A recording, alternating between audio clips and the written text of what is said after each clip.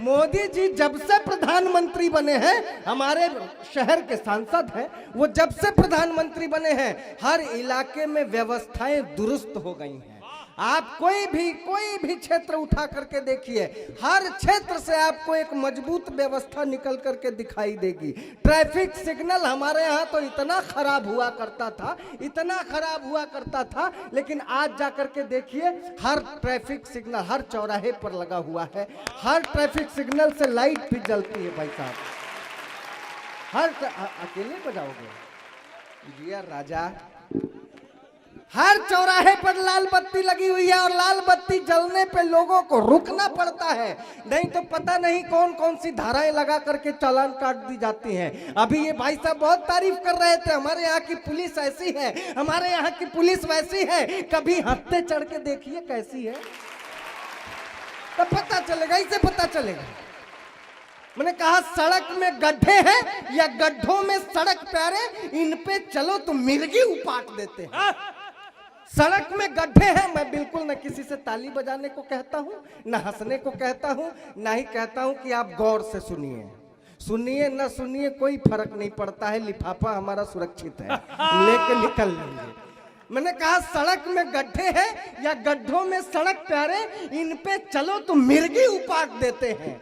Helmet, licence या हो प्रदूषण कार्ड, हर चीज होने पर भी ये छांट देते हैं। सरकारी तंत्र तो है कमियों से भरा हुआ, खामियां बताता हूं तो मुझे डांट देते हैं, किंतु कोई कमी दिख जाए इन्हें जनता में, पुलिस वाले भक्क से चालान काट देते हैं। पुलिस वाले, अरे प्रणाम करता हूं आपको।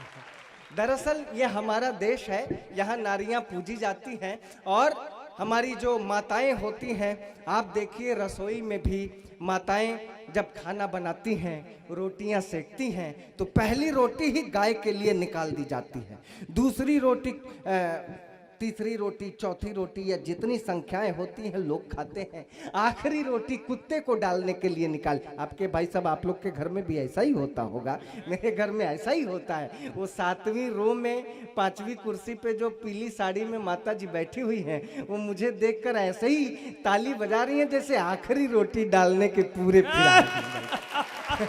प्रणाम करता हूँ आपको। ये ट्रैफिक सिग्नल की बात करें, मैं ट्रैफिक सिग्नल की बात बताता हूँ। हर चौराहे पे ट्रैफिक सिग्नल लगे हुए हैं, जहां लाल बत्ती होती है लोगों को रुकना पड़ता है। हमारे शहर की घटना है, लाल बत्ती जली थी, ट्रैफिक सिग्नल लाल था, रेड था, इसके बावजूद एक बुढ़िया रास्ता पार कर गई। ट्रैफिक हवलदार सीटी बजाता रह गया, बुढ़िया नहीं रुकी। हवलदार दौड़ के बुढ़िया के पास आया, ए दादी, तब्बे से सीटी बजा रहे सुनाई नहीं देता।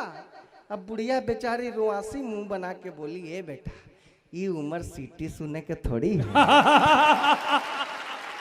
अलग सा मामला है। तो मैं आपको ये राम बराबर कितना चीख चीख के वीर रस की कविता पढ़ रहा था, मैं तो इतना चिल्लाने पे ही हाफ गया।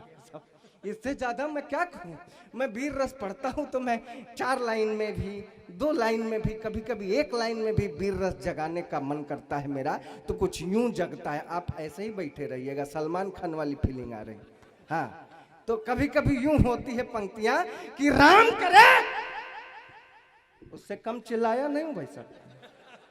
आप इसको देखिए, हमको देखिए, मैं मजाक नहीं, मोदी कसम खा के कह रहा हूं, ऐसी वीर रस की कविता आप अपने जीवन में नहीं सुने होंगे।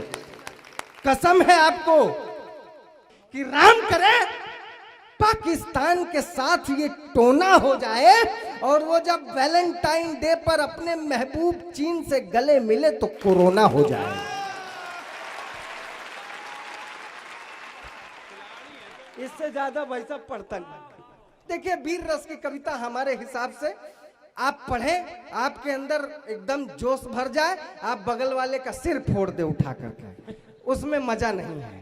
मजा तो तब है कि हम हाले दिल किसी से कहें, हाले दिल कहते हैं। वीर रस की कविता, उसमें वीर रस जगाने की कोशिश करता हूं और जग जाए तो आप तक पहुंच जाए, और आप तक पहुंच जाए तो आप उसे ठीक वहीं पहुंचा देना जहां पहुंचाना चाहते हैं।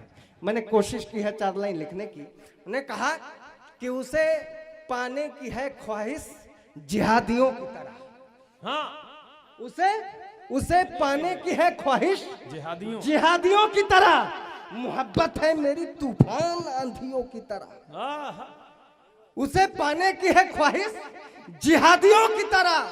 मोहब्बत है मेरी तूफान आंधियों की तरह, है मेरी जान तो कश्मीर की कली जैसी, उसके भाई है सब अलगाववादियों की तरह।